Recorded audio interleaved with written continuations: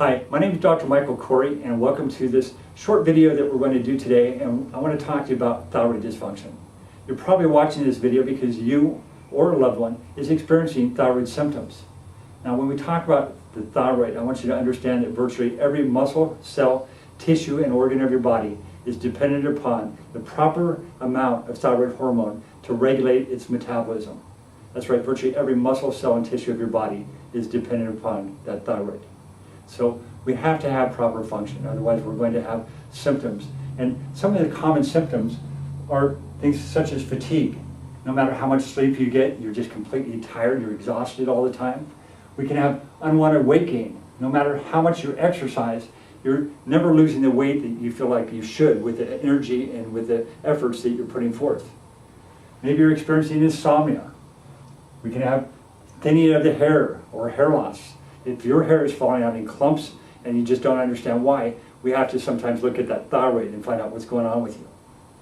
We can have anxiety, we can have depression, we can have cold hands and cold feet.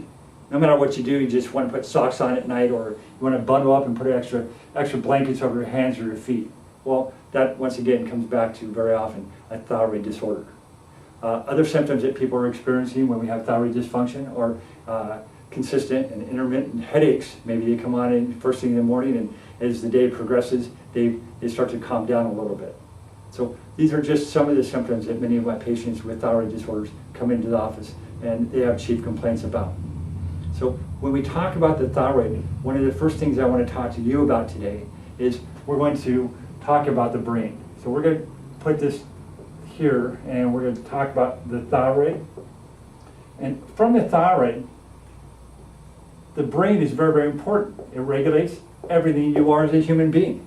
But there's three areas of the brain that are very, very important that we have to look at. And the first one is what we call the parietal lobe. The parietal lobe is housed on the outer area, up in this area here of the brain. And from the parietal lobe, you're going to be experiencing, if you have dysfunction in that area or decreased firing or stimulation of that area, you're going to be experiencing pain. Many patients come into the office and they have pain. Well, it's the parietal lobe that's responsible for your ability to detect and feel that. The next thing we're going to look at is we're going to look at the frontal lobe. The frontal lobe, on the other hand, is where all of your executive decisions are made. You also have a long-term memory in that area. But a lot of our patients that come in the office, they say, well, you know, I walk into a parking lot and I don't know where I parked my car. Or I walked into a room and I don't know why I walked in there. I go through and no matter what I do, I feel like there's a brain fog. Okay, I just can't think clearly. Well, very often that's due to that frontal lobe not firing or getting proper stimulation, activation, and a fuel supply to that area. The next area that I want to talk to you about is the temporal lobe. Because like the frontal lobe, it has to do with short-term memory. And what I want you to understand is that when our brain is not working properly, then we're not going to be living the life that we deserve. But the brain and the thyroid have to have an equal communication at all times. So when we have these symptoms here, very often what will happen is the brain will not function properly and we get this brain fog.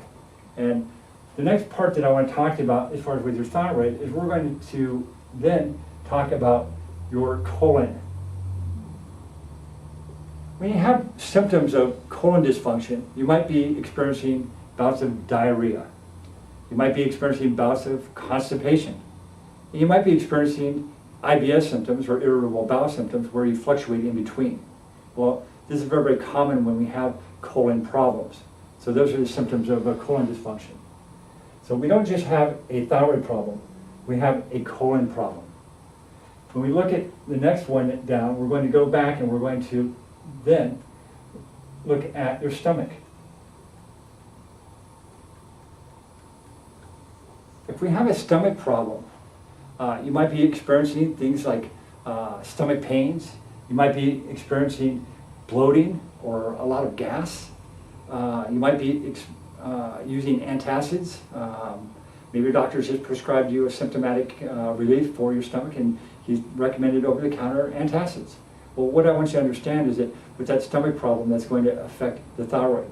So we don't just have a thyroid problem, we have a stomach problem.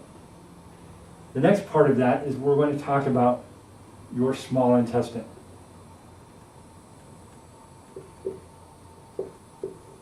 When we talk about the small intestine, I want you to understand that symptoms of small intestinal problems can be nausea.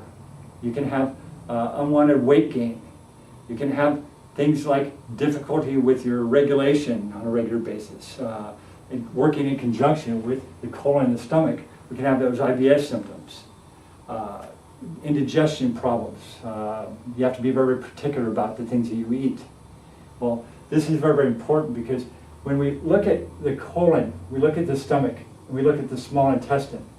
Those three, we call that as a unit the gut. And 80% of your immunity comes from the gut. Very, very important for people to understand that our immune system has to have fuel, it has to have activations. We have to have proper proteins, carbohydrates, and fats. We have to have proper enzymes and hormonal control. So when we talk about the gut, we don't just have a thyroid problem, we have a gut issue. And when we have a gut issue, we have a thyroid problem. So they have to work hand in hand. But the gut can cause the thyroid dysregulation, dysfunction. The next thing I'm going to talk to you about is we're going to talk to you about blood sugar. Now, our normal blood sugar should be from 85 to 99. And if it's unregulated, we can have it decrease or we can have it increase. But that blood sugar is very, very important because if your blood sugar goes too high or too low, you can become symptomatic.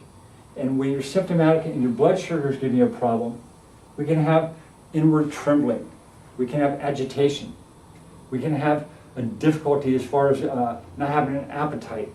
We can have an excessive appetite. We can get headaches. We can have nausea. So it's very, very important as far as regulating your insulin levels in the pancreas for that blood sugar to be leveled out. Because your insulin levels, once again, has to work in conjunction with your blood so that your body can get nourishment and we can have normal function. Now, the next section that I want to talk to you about is your adrenal glands.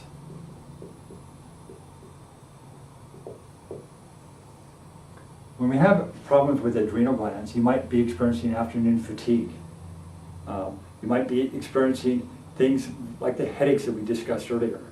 You can be experiencing nausea. You can get vomiting. You can have other issues. But your adrenal glands are very, very much considered your stress glands. So emotional, chemical, or structural stress can actually affect those adrenal glands. When your adrenal glands are not functioning properly, we can have a spike in your cortisol levels, which in turn is going to go back and affect the blood sugar levels. Okay, and so when we have adrenal problems, the cortisol is not regulated properly. We can also have epinephrine and norepinephrine surges or drops. And so when we have adrenal problems or we have blood sugar problems, we can have the thyroid problems. So we don't just have a thyroid problem here.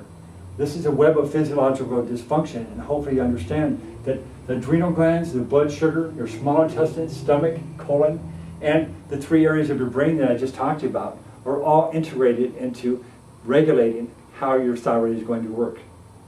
So as we look through and we look at the big picture of thyroid dysfunction, I want you to understand that if your doctor has not discussed this with you, he's cutting you short.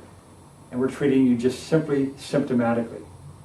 Now, our office does things differently. We're very, very unique in that we look at to uncover all the causes of your thyroid dysfunction. We're going to provide you with an examination. We're going to review all of your blood work. Very often, the blood work is not complete. We run 7 to 9 different markers for thyroid. Most likely your doctors probably just run TSH or TSH and T4. So very often, we're not looking at people from a functional standpoint when we go to a traditional medical doctor. And that's the reason why, once again, 90% of hypothyroid patients are still experiencing symptoms, even though they're on the medications and your doctor's overviewing your case. So I want you to understand that you can put this behind you. I can help you to get the regulation that you deserve, not only from your thyroid, but also the underlying causes of why you're having the problems in the first place with your adrenals, with your blood sugar, your gut function, and the brain.